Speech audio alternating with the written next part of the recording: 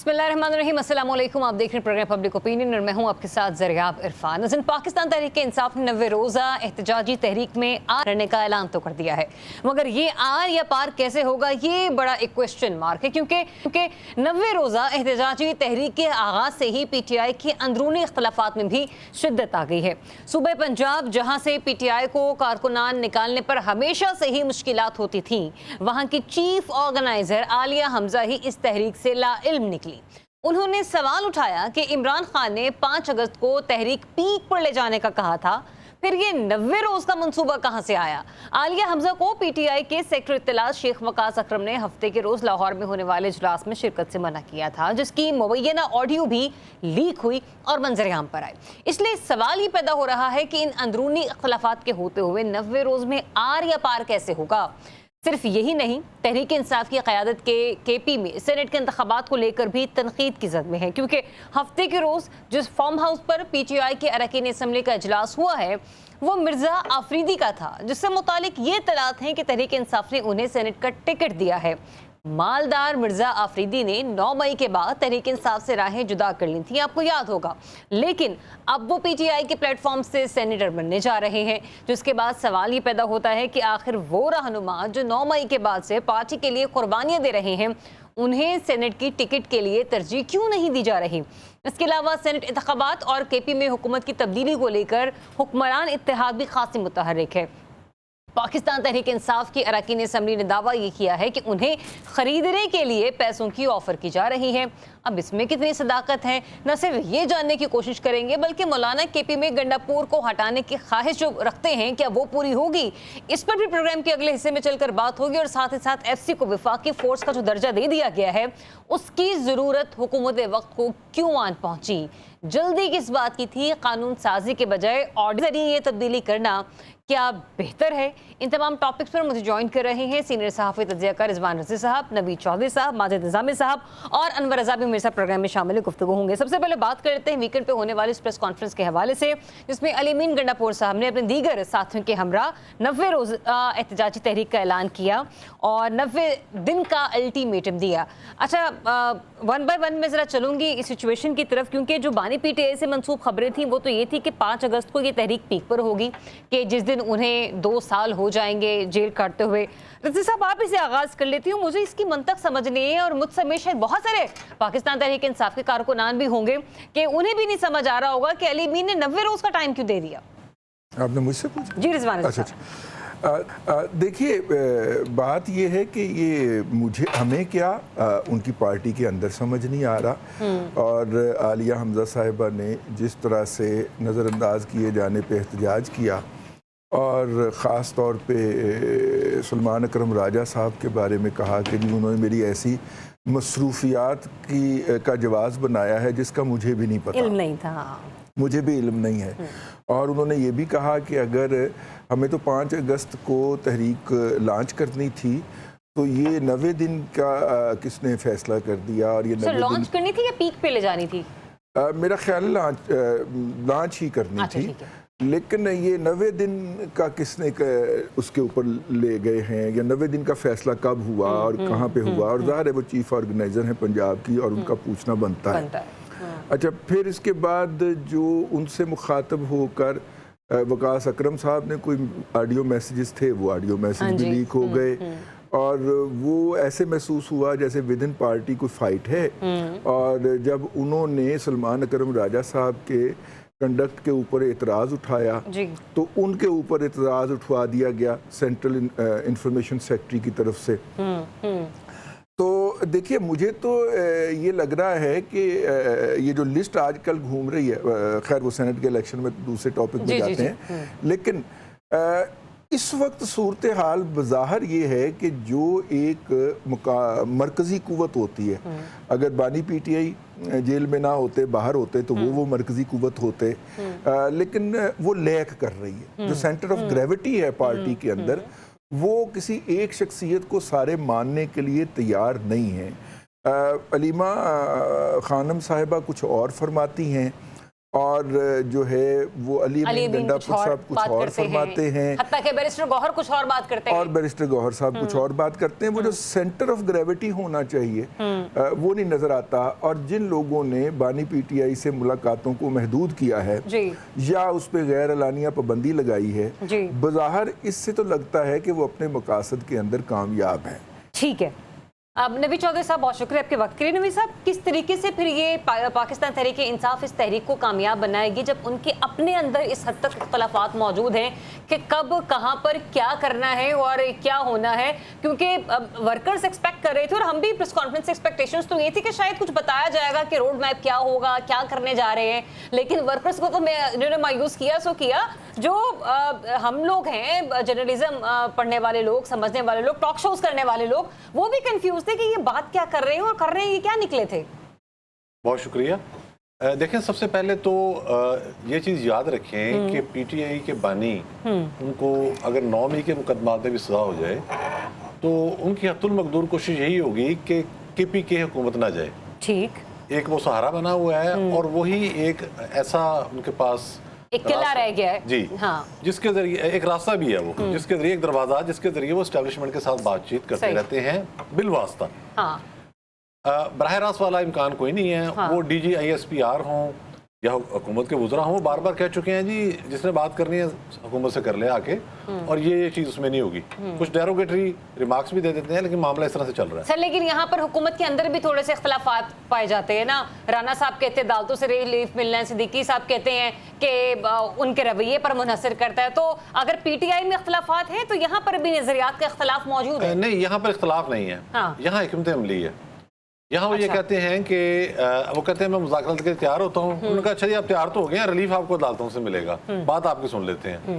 आपको क्या घर जाना है नजरबंदी के लिए, बनी का मुंतकिल होना आपने? तो यहाँ हिकमत अमली है। सही है, क्योंकि यहाँ जो भी है वो एक दिमाग काम कर रहा है। अच्छा, अब वो दिमाग कौन सा है, सियासी है या गैर सियासी है, ये आपने मुझसे नहीं पूछना, लेकिन दिमाग यहाँ एक है। ये आपकी इसी स्टेटमेंट में आप जवाब दे दिए। और दूसरी तरफ ये है कि जाहिर है कि वो बहुत सारे लोग हैं वहाँ। आप देखें ना कि पिंकी पीरनी साहबा खुद अपनी जात में एक पूरी पार्टी है, ठीक है, उनकी हमशीरा अपनी सियासत कर रही हैं। हाँ। पिंकी की हमशीरा, इधर इमरान साहब की जो हमशीरा है बहनें, वो अपनी सियासत कर रही हैं मुकम्मल तौर पे। अच्छा, गंडापुर साहब को पता है, सबको बताते हैं कि भाई मुझे पता है कि सुर्ख लाइन कहाँ पर है। बानी पीटीआई की बहनें भी सियासत कर रही हैं? जी, वो भी सियासत कर रही हैं, बिल्कुल कर रही हैं, और बड़े ज़ौक़ शौक से कर रही हैं वो। अच्छा। उनका अपना एक अंदाज है। और उसके बाद उनको फिर मायूसी होती है तो फिर रास्ते में वापस आ जाती हैं। उधर से देखें कि जमाइमा जो बाहर बैठी हैं वो भी सियासत कर रही हैं। कोई एक दिन ऐसा नहीं गया कि उन्होंने पाकिस्तानी सियासत से ला ताल्लुकी इख्तियार की हो। उनके बेटों का जब एक इंटरव्यू अरेंज किया गया एक व्लॉगर के साथ, सारी गुफ्तगू हुई, तो वो सारा इस बात की अलामत थी कि अब मुकम्मल तौर पर उनकी उम्मीदें टूट गई हैं। और उन्होंने कहा कि इंटरव्यू के जरिए ये कह दो और वो कह दो।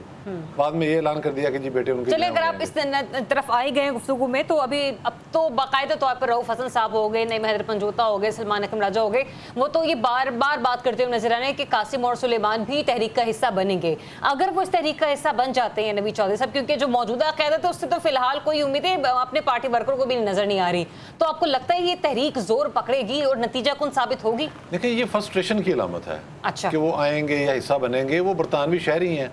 अब ये तहरुल कादरी वाला मामला तो नहीं होगा कि कनाडा के शहरी आया और गदर मचा दिया पूरे मुल्क में। अच्छा, ये नहीं होगा। वो तो ज़ाहिर है हमारी एस्टेब्लिशमेंट करा रही थी ना, 2 दफा आके तमाशा लगा दिया उन्होंने। पुलिस वालों को मार रहे हैं, बिल्डिंगें तोड़ रहे हैं, पार्लियामेंट हाउस में घुस रहे हैं, सारा कुछ। वो ये थोड़ी वो कर सकते हैं। और जो जोर लगाना था इन्होंने, इससे बड़ी क्या बात है कि अमेरिकी कांग्रेस के अंदर वो करारदाद मंजूर हो गई और ओवरवेलिंग मेजोरिटी से हो गई। क्या बनना उससे? कुछ भी नहीं बना। उन्होंने कहा जी प्रेसिडेंट ट्रंप बयान देंगे, कोई बयान नहीं दिया। वो बड़े बोले हैं, जो उन्होंने कहना वो कह देते हैं, वो तो हर एक को कह देते हैं। ठीक है, उन्होंने तो अपने दोस्त सलमान मुस्को नहीं छोड़ा। अगर इमरान की हिमायत उन्होंने करनी होती या की होती पहले कोई बात, तो वो कह देते हैं कि भाई छोड़ो इसको। अब ये सारे तो कहते हैं कि अभी भी थोड़ा सा घबराना चाहिए, थोड़ा सा ये डोनाल्ड ट्रंप से वो कहते कुछ है करते कुछ है, कभी कोई इनके लिए बहुत सगा हो जाता है तो जैसा वो सौतेलों वाले सलूक करते हैं, एलन मस्क की मिसाल भी हमारे सामने मौजूद है अभी। देखें, बात ये है कि टैरिफ लगाया था ना, चीन ने कहा हम इतना लगा देते हैं, वापस कौन गया? प्रेसिडेंट ट्रंप वापस गए।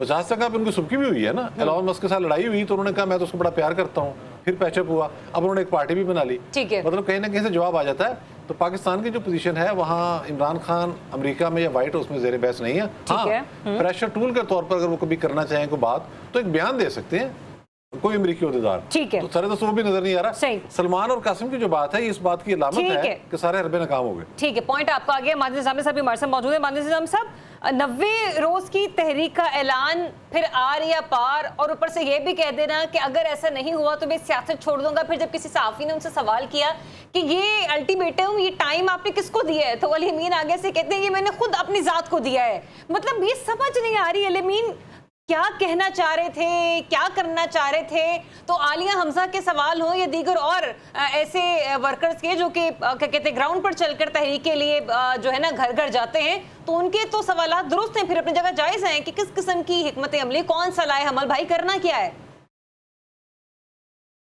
जी बिल्कुल, उन्होंने मेरा ख्याल है कि अपनी पोजीशन का दुरुस्त इस्तेमाल किया है और एक नहायत दानिशमंदी से चाल चली है, और वो ये है कि उन्होंने अपने बानी की जो डेडलाइन थी उसी को 70 दिन एक्सटेंड कर दिया। और हम तो ये समझ रहे थे कि जी अगस्त के अंदर कोई धमाका होगा, कोई जलसा होगा, कोई बहुत बड़ी तहरीक चलेगी, लेकिन उन्होंने कमाल खूबसूरती से अपने बानी के ही हुक्म की हुक्म अदूली करते हुए उसके अंदर 70 दिन की एक्सटेंशन अज खुद ही दे दी। और यही से पता चल जाता है कि अली अमीन इमरान खान की रिहाई के लिए कितने कोई संजीदा है। माजिद निज़ामी साहब देखिए, इस वक्त तहरीक इंसाफ में वो जो एहतजाज और जलाओ घिराव वाला ग्रुप था जो अग्रेसिव पॉलिटिक्स करते थे, वो अब कुछ ना कुछ बैकग्राउंड में जा रहे हैं, और वो लोग जो मुफाहिमत की सियासत करना चाहते हैं, जो बीच बचाव की बात करते हैं, बैरिस्टर गौहर हो या अली अमीन गंडापुर हो, तो वो कुछ ना कुछ स्पेस उनको मिली है जिसको वो यूज करना चाह रहे हैं। और ये जब हम आलिया हमजा मलिक वाला एपिसोड डिस्कस करते हैं तो ये इस चीज की अलामत है कि कहीं ना कहीं 1-1.5 साल जो उन्होंने ताने सुने और एक दूसरे पे गद्दारी और वफादारी बदलने के इल्जामात सुने, तो अब उनकी पोजीशन मजबूत है, और उस पोजीशन मजबूत होने का उन्होंने फायदा उठाया है खैबर पख्तूनख्वा में भी और पंजाब के अंदर जो उन्होंने कल शो किया है। तो बेसिकली तो मुझे लगता है कि उन्होंने तहरीक इंसाफ के अंदर ही दूसरे धड़े को यह मैसेज दिया है कि अब जरा 4-6 महीने हमारे खेलने की बारी है, और अब हम थोड़ा सा चीजों को आगे लेके चलेंगे। 4-6 महीने आपको लगता है 4-6 महीनों के अंदर बानी पीटीआई रिहा हो जाएंगे? और ये जो भी आपने थोड़ी देर पहले बात की थी ना, ये परसों वाले जो प्रेस कॉन्फ्रेंस के हवाले से और जो भी उन्होंने एक एहतजाजी तहरीक निकाली, सर मुझे तो समझ भी नहीं आई, ये इतनी आसानी के साथ अली अमीन आ गए, लोग आ गए, एक कन्वेंशन, एक इजलास टाइप, एक छोटी सी वो पार्टी उन्होंने रख ली, फिर कवाली नाइट भी हो गई। पॉसिबल हो कैसे गया? लोग तो सिर्फ फिक्स्ड मैच का नाम दे रहे हैं। देखिए, ये तो बड़ा सादा सा मामला इसलिए है कि ये वो तमाम लोग थे जो हॉकिश बिहेवियर नहीं रखते। अच्छा। जिनकी तकरीरें तो जानदार होती हैं, लेकिन प्रैक्टिकली वो गवर्नमेंट के साथ, इदारों के साथ बातचीत करने में, राब्ता रखने में, मुफाहिमत का किरदार अदा करने में सफ़े अव्वल में मौजूद हैं। अच्छा। तो उन लोगों को स्पेस तो बिल्कुल मिलना थी, और ये स्पेस आलिया हमजा मलिक को या दूसरे धड़े को बिल्कुल नहीं दी गई।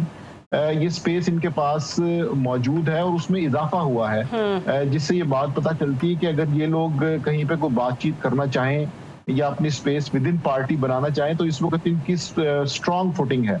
हम देख चुके हैं कि 3 से 4 बड़े एहतजाज हुए जिसके अंदर इनको तंज़ो तशनी सुनना पड़ी, इनके ऊपर इल्जामात लगे और दूसरा ग्रुप हावी था। लेकिन अब ये ग्रुप फाइनली ऐसे लग रहा है कि ये एक बेहतर पोजीशन में है, और अब ये पार्टी के अंदर की जितनी स्ट्रेटेजी है उसको वजह करेगा। ठीक है, चलिए जो आपने लास्ट जुमला कहा ना कि ये ग्रुप बेहतर पोजीशन में है, अनवर रज़ा, इस बेहतर पोजीशनिंग के कोई सम्राट बानी पीटीआई की रिहाई की सूरत में पीटीआई के वर्कर को, उसको सपोर्टर को देखने को मिलेंगे? क्योंकि माजिद निज़ामी साहब ने दुरुस्त कहा कि तकरीरें तगड़ी हैं लेकिन अमलन कुछ नहीं है, ये मुफाहमत करने वाले लोग हैं, कितने कोई मुफाहमत के बादशाह साबित होंगे आने वाले दिनों में? ज़रिया, बहुत शुक्रिया। देखिए, 2 काम एक साथ नहीं हो सकते।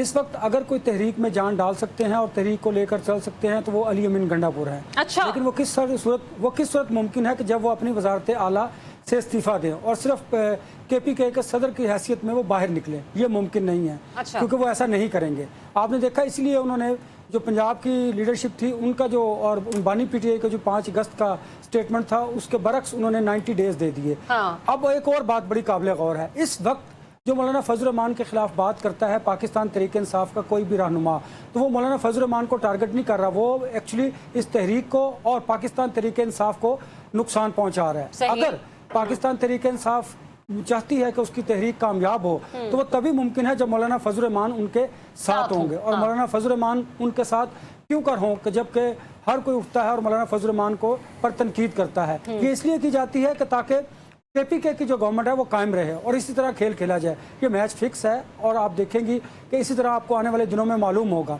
तो फिर नहीं, एक मिनट अनवर रजा, आपने कहा ना ये मैच फिक्स है और आने वाले दिनों में भी मैं ऐसा ही देखूंगी, तो फिर क्या आने वाले दिनों में मैं ये भी देखूंगी कि 90 रोज दिन तक अगर बानी पीटीआई की रिहाई नहीं होती तो अली अमीन सियासत छोड़ देंगे?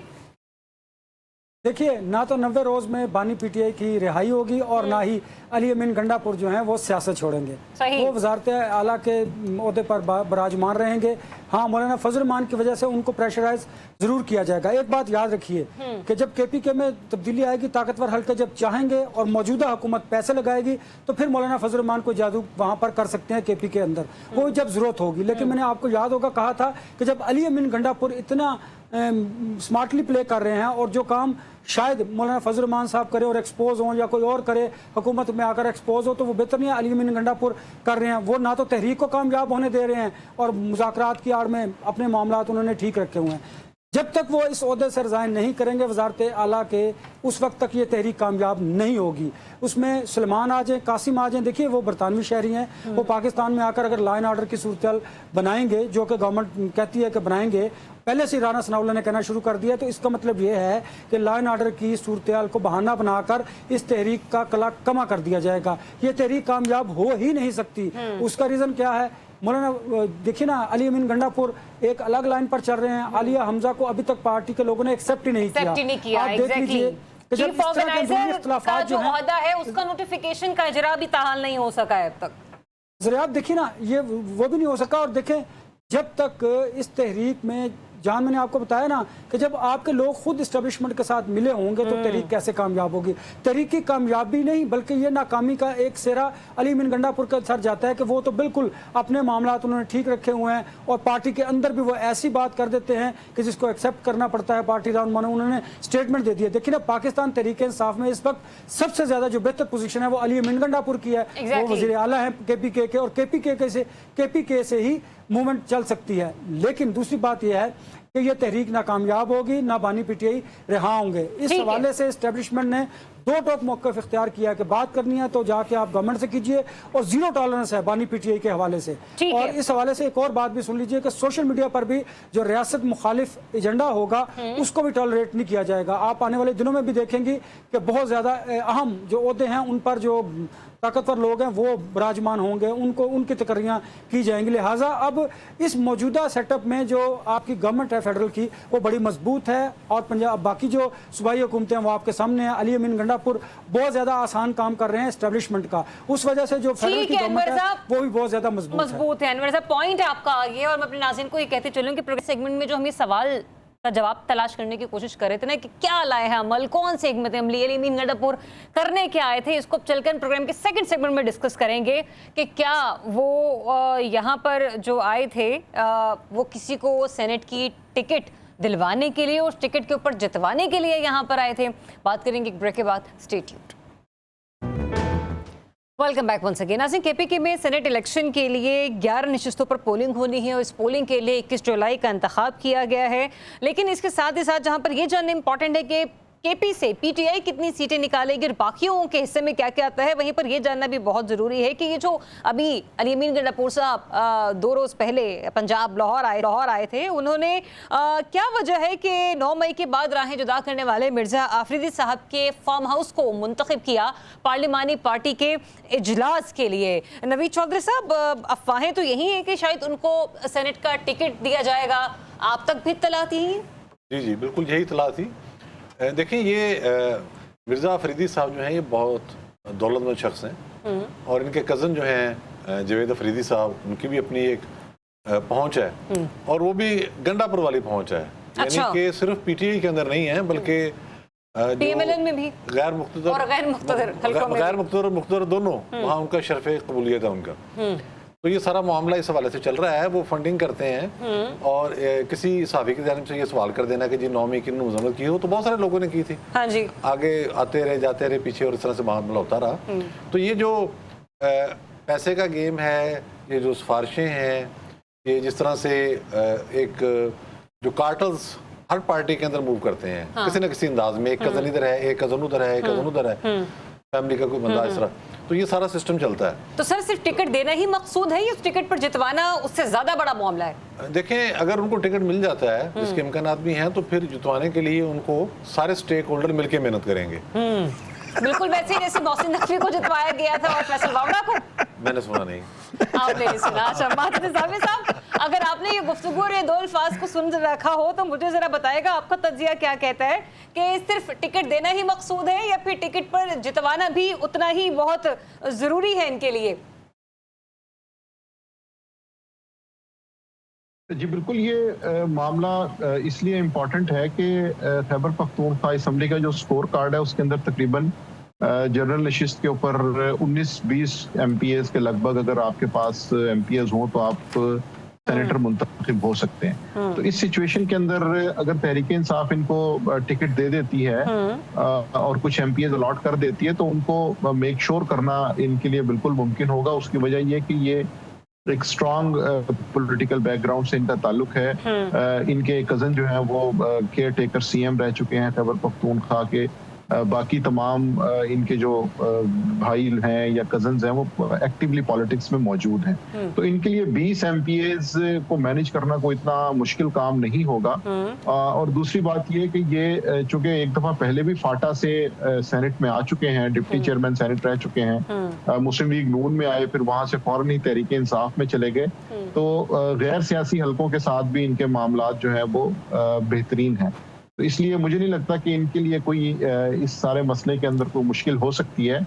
हाँ, अगर ऑपोजिशन की जानिब से एक मुतफिका स्ट्रेटजी बनाई जाती है तो फिर तकरीबन कोई 8 से 9 MPAs अगर ऑपोजिशन खरीद लेती है या उनका वोट हासिल करने में कामयाब हो जाती है तो फिर वो अपनी सेनेट की एक जो जनरल सीट है वो बढ़ाने में कामयाब हो सकते हैं। तो निज़ामी साहब, अली अमीन का पूरी बारात, पूरा लाओ लश्कर लेकर उनके फार्म हाउस पर आना, क्या लगता है आपको, ये अली अमीन की चॉइस है या फिर ये सरीहन किसी और की चॉइस है जिसको सपोर्ट सिर्फ अली अमीन कर रहे हैं? और आपने कहा ना कि बासर हलकों में इनका बड़ा एक दबदबा है, बड़ा इनकी बात को तरजीह दी जाती है या इनका थोड़ा वजन है, तो क्या उसका भी कोई ना कोई इम्पैक्ट आ सकता है बानी की रिहाई पर?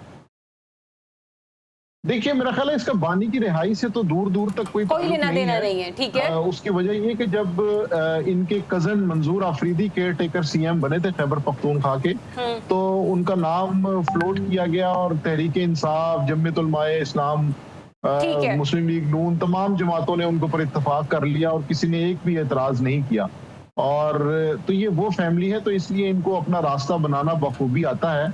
इसलिए अगर कोई ये समझता है कि इसका कोई तहरीक इंसाफ की पॉलिटिक्स, सर अगर रास्ता बखूबी बनाना आता है तो फिर बेहतर ये होता है कि आजाद हैसियत में आ जाते, किसी का कंधा इस्तेमाल करने की क्या जरूरत थी?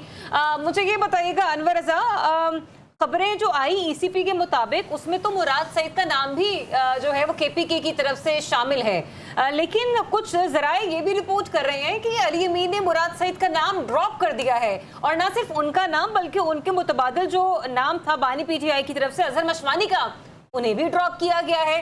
तो जो नजरियाती लोग हैं या जो इस वक्त तकलीफ झेल रहे हैं, बर्दाश्त कर रहे हैं, उनको पीछे रखकर अली अमीन का ऐसे लोगों के ऊपर एतमाद जाहिर करना जो इन्वेस्टमेंट पॉइंट ऑफ व्यू से बड़े बेहतर है, ये ज्यादती नहीं है PTI के लोगों के साथ? ज़रियाब, ये किसी एक जमात के साथ नहीं है, ये पाकिस्तान मुस्लिम लीग नून, पाकिस्तान पीपल्स पार्टी और JUIF, पाकिस्तान सब जमातों में ऐसा होता है। देखिए ना, एक तो वजारत आला के मनसब पर वो बराजमान है, उन्हें क्या सूट करता है, उन्हें वही सूट करता है। लेकिन अनवर रज़ा, आप इस बात से भी अग्री होंगे कि शायद पाकिस्तान तहरीक इंसाफ में एक ऐसा यूं कह लीजिए कि लोगों के पास इख्तियार है, जो उनके वर्कर के पास भी है, कि वो अपने किसी भी पार्टी मेंबर को या सीनियर ओहदेदार को सवाल कर सकते हैं। दूसरी पार्टियों में ये गुंजाइश मौजूद नहीं है। देखिए, सवालात तो कर सकते हैं, लेकिन उसका हासिल क्या है? जब आप सवाल करेंगे तो फिर इस तरह इख्तलाफात बढ़ते चले जाएंगे। आप देखें ना, दाल जूतों में बट रही है पाकिस्तान तहरीक इंसाफ में, कोई किसी को एक्सेप्ट नहीं कर रहा, कोई किसी की पॉलिसी को लेकर नहीं चाह रहा, एक पॉलिसी नहीं है। आलिया हमजा अलग चल रही हैं, अलीमन गंडापुर अलग चल रहे हैं, बैरिस्टर गौहर अलग चल रहे हैं। देखिए ना, जब इस तरह होगा तो फिर पार्टी को नुकसान होगा और बानी पीटीआई की रहाई नामुमकिन दिखाई देगी। आपका जो बुनियादी सवाल था, देखिए इस वक्त जो सिचुएशन है मखसूस नशिस्तों की तकसीम के बाद पाकिस्तान मुस्लिम लीग नून और KPK की बात कर रहा हूँ, और ज़ाहिर है वहीं पर सेनेट के इलेक्शंस हो रहे हैं और JUI को ज़्यादा नशिस्तें मिलेंगी। अब इसमें एक देखने की बात यह है, मौलाना फजल रहमान इस वक्त पाकिस्तान मुस्लिम लीग नून, पाकिस्तान पीपल्स पार्टी और एस्टेब्लिशमेंट की डार्लिंग है। अब आप ज़रा गौर कीजिए कि इस वक्त जो होगा, ज़्यादा नून और JUI अगर अंडरस्टैंडिंग करती है तो नशिस्तें ले जाएंगे, और पाकिस्तान पीपल्स पार्टी में ऐसे तगड़े लोग मौजूद हैं। एक आपने PTI मिर्जा मोहम्मद आफरीदी का भी जिक्र किया कि जो दौलतमंद भी हैं और जो असर व सुख भी रखते हैं। एक और बड़ी इंपॉर्टेंट बात है, आप देखेंगे कि आने वाले दिनों में जा रहे 21 जुलाई रखी गई है डेट। पाकिस्तान तहरीक इंसाफ के बहुत सारे MPs जो हैं वो इस बात पर राजी हैं कि वो अपनी पार्टी से हटकर वोट देंगे। उसकी बुनियादी वजह क्या है? तो पार्टी के अंदर के इख्तिलाफात और दौलत की जो चमक है वो बंदे को अंधा कर देती है। माजी में भी ऐसा हुआ, आइंदा भी अब भी होगा, और आइंदा भी हम ऐसा देखते आएंगे कि आइंदा भी ऐसा होगा। ठीक है, मतलब यानी कि जो पार्टी के लोगों को खरीदने की कोशिशें की जा रही है, ये आप कह रहे हैं इसमें कोई अफवाह नहीं है, ये हकीकत है जो कि लोग अपने मुंह से भी एक्सेप्ट कर रहे हैं। लेकिन रजी साहब, आपसे मैं अंदर की खबर ये लेना चाहूंगी, कौन से ऐसे सेनेटर्स हैं PTI के अंदर बैठे हुए जो बड़े तैयार हैं और MPs जो बड़े तैयार बैठे हैं कि भाई कोई नोट दिखाए ताकि उनका मूड बन जाए? देखिए, बात मैं इस तरफ जाने से पहले एक बात मैं पिछले जो हमारा सेगमेंट था उसके हवाले से एक बात अर्ज कर दूं, वो ये है कि ये जो फौरी तौर पे फेडरल कांस्टेबलरी को फ्रंटियर कांस्टेबलरी को फेडरल कांस्टेबलरी का नाम दिया गया, अगले सेगमेंट में बात करेंगे। और ये फौरी तौर ये जो तहरीक डेफर करवाई गई है, मुझे लगता है कि 10 मई वाले मुकदमात अपने फैसले की तरफ जा रहे हैं, क्योंकि अगस्त की डेडलाइन दे रखी है सुप्रीम कोर्ट ने कि अगस्त तक इन मुकदमात को निपटा दें। तो शायद उसके अंदर ऐसी खबर आ जाए कि जिसके बाद तहरीक चलाने की ज़रूरत ही ना पड़े। अच्छा, हाँ, मतलब मैंने कहा ये एक पहलू जो है ये भी हमारे नाजरीन को पता होना चाहिए। और दूसरी बात आपने की सवाल की, तो सवाल तो ये है कि कल अलीमीन गंडापुर साहब ने से जब सवाल किया गया तो उन्होंने उसका जो और जिस तरह से जवाब दिया, मैं तो उसका हवाला देना भी मुनासिब नहीं समझता। तो मेरा मतलब है कि उसके बाद फिर सवाल की अगर इसी तरह का जवाब मिलना है क़यादत की तरफ से, तो फिर कारकुन को सवाल नहीं करना चाहिए। अब आप उस तरफ आ जाइए कि कितने लोग तैयार हैं। देखिए, इस वक्त दावे हर तरफ से हो रहे हैं। PMLN का दावा है कि इस वक्त अगर हम देखें तो 60 अरकान हैं गंडापुर साहब के साथ, और 60 में से 38 को सुप्रीम कोर्ट ने आज़ाद डिक्लेयर कर दिया हुआ है। तो उनके लिए तो ऑप्शन कॉन्स्टिट्यूशनली ओपन हो गया। अच्छा, 32 को, और बाकी रह गए 28 में से कहा जा रहा है कि 10 के करीब लोग जो हैं उन्होंने दूसरी पार्टियों PMLN और पीपल्स पार्टी से बाकायदा कमिटमेंट कर लिया कि हमारी फर्स्ट प्रायोरिटी आपका कैंडिडेट होगा, हम अपने कैंडिडेट को सेकंड प्रायोरिटी पे रखेंगे। तो ये इस वक्त वो बात है जो मतलब कि इस्लामाबाद के ड्राइंग रूम्स में बाकायदा डिस्कस हो रही है बड़े कॉन्फिडेंस के साथ। और ये भी बात डिस्कस हो रही है कि 2/3 से ज़्यादा अक्सरियत है PTI की KPK के अंदर, तो असूली तौर पे 11 में से 8 अरकान उनके सेनेटर उनके मुंतखब होने चाहिए। लेकिन ये वाला जो है, ये 32 वाला जो मैं कह रहा हूँ आज़ाद डिक्लेयर करने वाला, इसके नतीजे के अंदर 4 सीटें PTI जीतने जा रही है और 7 सीटें अपोजिशन का अलायंस कह लें वो जीतने जा रहा है। अब ये एक चमत्कार होने जा रहा है अगर ये ऐसा होता है। ठीक है, अगर ये ऐसा होता है तो ये बहुत बड़ा चमत्कार होगा। PTI का एक मेजर सेगमेंट जो है वो धोखा देगा अपनी क़यादत को, फिर ये मुमकिन हो सकेगा, अदरवाइज ये मुमकिन नहीं है। और धोखा देने वालों का अंजाम क्या होगा ये तो आने वाला वक्त, बानी PTI फिर उनके सिलसिले में क्या फैसला करते हैं। लेकिन जहां पर वोट जो है वो कैमरे की आंख से दूर हो, वहां पर क्या नताइज निकल सकते हैं, किसके ऊपर इल्ज़ाम लगाया जाए, ये भी एक बहुत बड़ा सवाल या निशान है। क्यों, कब और कैसे, कहाँ। ब्रेक लेते हैं, ब्रेक के बाद आपको फिर से ज्वाइन करेंगे। स्टेट जी, वेलकम बैक वंस अगेन। नाज़रीन, गुज़िश्ता शब एक ऑर्डिनेंस पास हुआ जिसमें FC को अब फ्रंटियर कांस्टेबलरी में तब्दील करने के इख्तियार जो है वो मिल गए हैं, और कहा यह गया है कि FC की ज़िम्मेदारी फसादात कंट्रोल करना है, दाखिली सिक्योरिटी है, काउंटर टेररिज्म और तहफ़्फ़ुज़ होगी। प्रोग्राम के इस सेगमेंट से पहले वैसे रजी साहब एक हद तक अपनी गुफ्तगू सामने रख चुके हैं कि उनको ये लगता है कि शायद इसकी नौबत इसलिए पेश आ रही है, तो मैं आगाज़ भी ज़रा उन्हीं से कर लेती हूँ। लेकिन इस सवाल के साथ कि सर अगर ये सब कुछ भी एफसी करेगी तो फिर पुलिस क्या करेगी रजी साहब? पुलिस तो लॉ एंड ऑर्डर के लिए होगी ना, जराइम को रोकथाम के लिए। ये वाली बेसिकली एंटी राइट पुलिस है। ये पहले कंसेप्ट एग्जिस्ट करता रहा है पाकिस्तान के अंदर। भुट्टो साहब के दौर के अंदर FSF थी, फेडरल सिक्योरिटी फोर्स, और भुट्टो साहब के खिलाफ जितने बड़े बड़े इल्ज़ामात हैं वो इसी फोर्स का कारनामा थे, FSF के खिलाफ। मतलब भुट्टो साहब के जो जुल्म सितम की दास्तानें आम हुई हैं वो इस FSF का कारनामा था, लोगों को उठा के किसी जगह के ऊपर दलाई कैंप। आने वाले दिनों में किसी और के जुल्म सितम की दास्तानें जो हैं वो ज़बाने ज़दे आम होंगी। मैंने आपका सवाल सुना ही नहीं ये वाला लेकिन ये आप लोग अच्छा मुझे आज नवीद चौधरी साहब ने बड़ा अच्छा गुर बताया। अच्छा देखिए, पहली बात तो ये है। दूसरी बात ये है कि एक होते थे इफ्तिखार चौधरी साहब, पाकिस्तान के चीफ जस्टिस। उन्होंने एक जुडिशल पॉलिसी कमेटी बनाई थी और उसके अंदर ये जो अभी हमारे सीनियर मोस्ट जज हैं, सीनियर प्यूनी जज हैं, सैयद मंसूर अली शाह साहब, वो भी शामिल थे।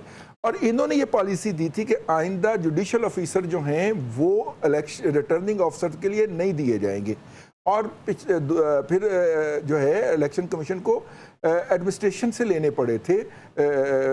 इसलिए उसके बाद फिर अब ये हुआ है कि 26 नवंबर के बाद जिस तरह पाकिस्तान की फ़ौज का नाम लेके उसके ऊपर कत्ले आम का और जेनोसाइड का वो सारा प्रोपेगेंडा हुआ है ग्लोबली, तो ये शौरी तौर पे फैसला कर दिया गया है। अब देखिए, हम उस दौर में जी रहे हैं कि जहाँ पर अगर फोर्ट्रेस स्टेडियम की मैनेजमेंट की बात हो तो वहाँ पे भी एक जो है वो अफसर आके बैठना चाहता है, और कोई ओहदा खाली होता है तो उसके ऊपर कोई ना कोई रिटायर्ड या हाजिर सर्विस आ जाता है। बल्कि अगर किसी ने रिटायर होना होता है तो 8 महीने पहले पंजाब पब्लिक सर्विस कमीशन की सीट जो है ना वो खाली करा दी जाती है उसके लिए।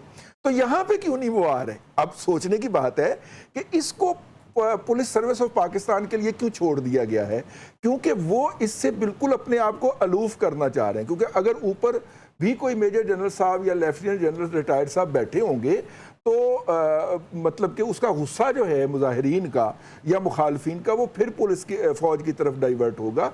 तो इसलिए उन्होंने कहा कि जी स्पेसिफिकली कहा है कि इसका पुलिस ज़ाहिर IG लेवल का बंदा होगा, पुलिस सर्विस का बंदा जो होगा वो इसको हेड करेगा और ये फोर्स बनेगी। बेसिकली कांस्टेबलरी, पंजाब कांस्टेबलरी है पाकिस्तान के अंदर एग्जिस्ट करती है, सिंध के अंदर भी इस तरह की फोर्स है, पंजाब के अंदर, तो इनको एक फेडरल उसके अंदर ठीक है। मैं आपकी सारी बातें मान गई रिजवान साहब, लेकिन मैंने कहा ना कि सवाल मेरा अभी भी वहीं का वहीं है कि चलें अगर सब कुछ अच्छे के लिए ही हो रहा है तो सर जरा एहतियात बरत ली जाती। एहतियात से मुराद है कि इंतजार कर लिया जाता। हुक्मनामा आप पास कर रहे हैं, आप ऑर्डिनेंस दे रहे हैं, सदारती हुक्मनामा। चलें आपका पॉइंट आ गया ना। इसमें थोड़ा सा मैं ऐड कर दूं, वही 10 मई वाले फैसले अच्छा आने वाले हैं। अच्छा ठीक है अनवर रजा, फिर इसका मतलब ये कि जो आने वाले 10 मई के फैसले हैं उसके लिए इस किस्म की टामकटोइयां की जा रही हैं। देखिए ज़राब, ये नेशनल एक्शन प्लान में भी बताया गया था और बलूचिस्तान के अंदर फ्रंटियर कांस्टेबलरी जो है वहाँ पर भी है और KPK में भी है। अब उसके इख्तियारात को एक्सपेंड कर दिया गया है। ये फोर्स वजारत दाखिला के मातहत पहले भी काम करती थी और अब इसके इख्तियारात में इजाफा किया गया। ये क्यों कर किया गया मेरी दानिश के मुताबिक, यहाँ पर जो पोलिटिकल हल्कियाँ उनमें जो गुफ्तगू की जा रही है, देखिए एक तो इन्होंने फसादात और जो लाइन ऑर्डर की सिचुएशन है उसको भी कंट्रोल करना है। वफाक का एक्चुअली जो सूबों के अंदर बिलखुसूस KPK के अंदर उनकी बराह रास्त उस तरह कानूनी मुदाखलत नहीं थी, उस तरह वो कंट्रोल नहीं था। लाइन ऑर्डर की सूरत में भी लाइन ऑर्डर की सूरत हम इसको अच्छे प्राय में ले लेते हैं, लाइन ऑर्डर की सूरत को आपने मेंटेन करना है, लेकिन उसके साथ साथ हमारे यहाँ कानून का गैर कानूनी इस्तेमाल हमने देखा है और हमेशा होता है। होगा क्या कि ये जो फोर्स है आपने अच्छे के लिए की है, ये जो पॉलिटिकल वहाँ पर अगर कोई मूव चलेगी तो उसको क्रैश करने के लिए भी ये इस्तेमाल की जाएगी।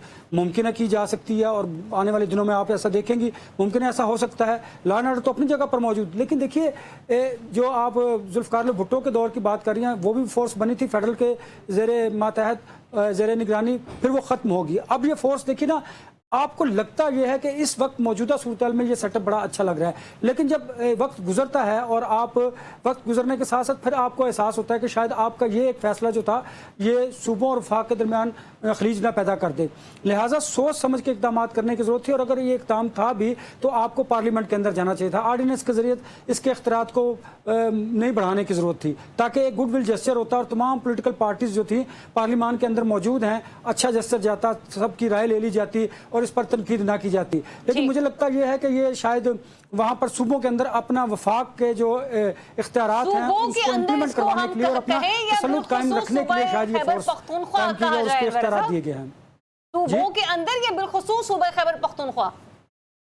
देखिए, मैंने आपसे पहले अर्ज किया, आप ये मुश्किल सवाल रजी साहब से नहीं करती, और जब रजी साहब से करती हैं तो वो दाएं बाएं भाग जाते हैं।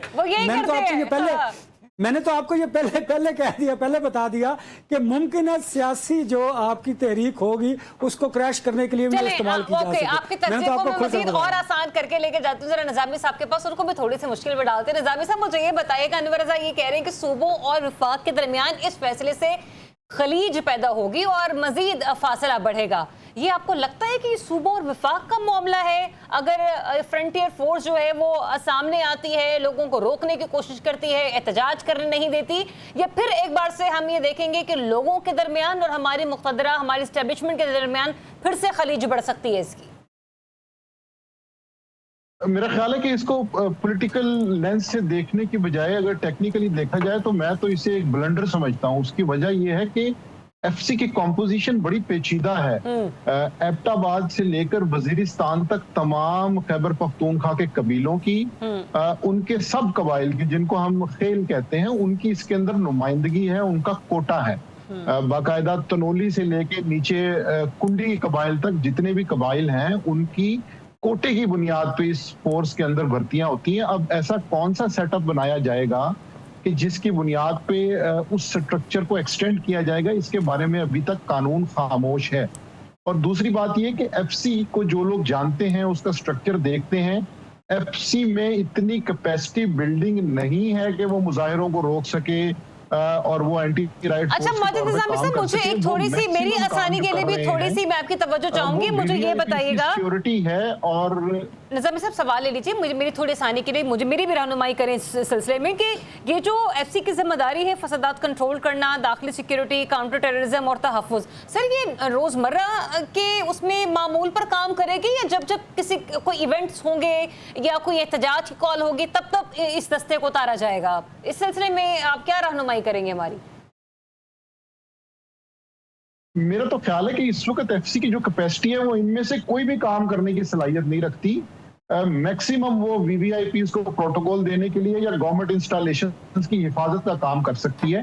एफसी के हवाले से डे वन से ये प्रॉब्लम था कि उनका ह्यूमन रिसोर्स का मसला है कि जहां पर उनके पास ये कैपेसिटी नहीं है कि वो इतने बड़े बड़े काम कर सके। तो ये जिसने भी मशवरा दिया है, ये देखने में तो बड़ा खुशनुमा मशवरा है, लेकिन इसकी बुनियाद में कुछ भी नहीं है। और अगर कोई ये समझता है कि फेडरल कांस्टेबलरी जो है मुजाहिरों को हैंडल करेगी या खैबर पख्तूनख्वा के अंदर चीजों को मैनेज करेगी, तो उसने शायद ये नहीं देखा कि वहां पे एक एक कबीले की नुमाइंदगी है।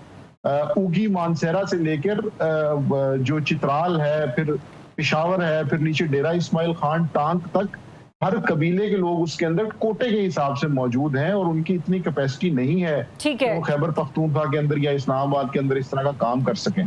ठीक है, मजीद रोशनी में चाहूंगी कि नबी चौधरी साहब आप भी इस मामले पर डालें, आपकी अपनी दानिश क्या कहती है, ये फैसला कैसा है? और दूसरा ये भी कि सर हमें क्या आम रोजमर्रा जिंदगी में भी जैसे पुलिस कांस्टेबल्स वगैरह मुख्तलिफ इशारों पर, मुख्तलिफ नाकों पर नजर आते हैं, तो क्या इनकी भी नफरी जो है अब वो सूबों के हद तक फैला दी जाएगी और हमें जगह जगह ये लोग नजर आएंगे? देखिए, एक चीज हमें मद्देनजर रखनी चाहिए कि जब इसका नाम तब्दील किया जा रहा है ना, तो इसका स्ट्रक्चर भी तब्दील हो रहा है। अच्छा, फेडरल कांस्टेबलरी जब ये बन जाएगी तो इसमें भर्ती नहीं होगी और चारों भर्ती नहीं होगी। जी, मामला ये है कि इस वक्त जो हमारे पैरामिलिट्री ट्रूप्स हैं, खुद मिलिट्री है, हाँ जी, हमारी पुलिस है, वो 2 सूबों के अंदर परफॉर्म नहीं कर पा रहे। केपीके के अंदर जो सूरत हाल आपके सामने हैं, वहाँ हम टीटीपी के एलिमेंट को लेते हैं, वो आते हैं और आज़ाद घूम रहे हैं और वारदात करते हैं और चले जाते हैं। इधर हालत ये है कि हर दूसरे दिन किसी बाकायदा कस्बे या छोटे शहर के ऊपर हमला होता है बलूचिस्तान में। वहाँ वो आते हैं, डीसी का दफ्तर चलाते हैं, एसएसपी का दफ्तर चलाते हैं, जो वहाँ के बैंक्स हैं उनको आग लगाते हैं, कचहरियों को आग लगाते हैं, नादरा के दफ्तर को आग लगाते हैं और चले जाते हैं। पूरी रात उनका कब्जा रहता है। ये एक मामला है। तो ये अब महसूस किया जा रहा था कि मज़ीद नफरी भी चाहिए। आइडियली तो यही है कि पहले से जो दायरे आपके पास मौजूद है वो काम करें, परफॉर्म करें, उनको काबू करें।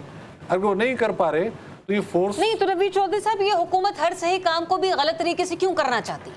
क्यों ठप्पा लगवाती है अब बदनामी का? उनको ये जरूरत महसूस हो रही है, पर्टिकुलरली बलूचिस्तान के अंदर भी, क्योंकि भर्ती हर तरफ से होगी। मुझे लगता है कि इसका ज्यादा इस्तेमाल बलूचिस्तान के अंदर होगा। अच्छा, वहाँ पर सिक्योरिटी के पर्पज से हो, एंटी राइट्स का तो इन्हें जिम्मेदारी दे दी गई ना, कैसे करेंगे, वाटर कैनल लेके जाएंगे, आंसू गैस के शैल लेके जाएंगे। ये तो मैं समझता हूँ कि बेमानी सी बात है। बुनियादी तौर पर इनको इस तरह से डिप्यूट किया जाएगा, इनकी तादाद बढ़ाई जाएगी कि सरकारी इमारतों पर ये तैनात होंगे और जो ऑपरेशन करने वाली फोर्स होगी वो इनको अपने साथ इस्तेमाल करेगी। ये बैकअप पे रहेंगे। बलूचिस्तान में पुलिस भी तो नहीं है ना रेगुलरली, रेगुलर पुलिस भी नहीं है बलूचिस्तान में। तो सर किसी एक सूबे की हद तक बढ़ा देते ना, फिर तमाम सूबों के अंदर तो डिप्लॉय करने की नहीं, जरूरत देखिए ना, अगर वो कहते हैं ना, अगर वो कहते हैं जी बलूचिस्तान के लिए कर रहे हैं, तो उन लोगों ने शोरूम चलाना था, लो जी को नया जुल्म होने लगा, नई पार्टी बन गई है, सारा जोर यहाँ पे लगाना है। देखिए ये बात भी तो उभरती है ना, फिर लोग क्वेश्चन आंसर करना शुरू कर देते हैं। उन्होंने कहा कि ये एक इदारा मौजूद है, इसका इस्तेमाल इस तरह से करो, कन्वर्ट करो फेडरल कांस्टेबलरी के अंदर, मुलगीर कर दो। फिर जहाँ इसका देखे ना, अगर मुलगीर है, ठीक है, मैं पंजाब के, मैं उसका एहलकार हूँ, पंजाब में तैनात हूँ, मुझे हुक्म मिलेगा कि आप भी पहुंच जाएं कोयटा सामान लेके, मैं भी पहुंच जाऊंगा अपना दस्ता लेके।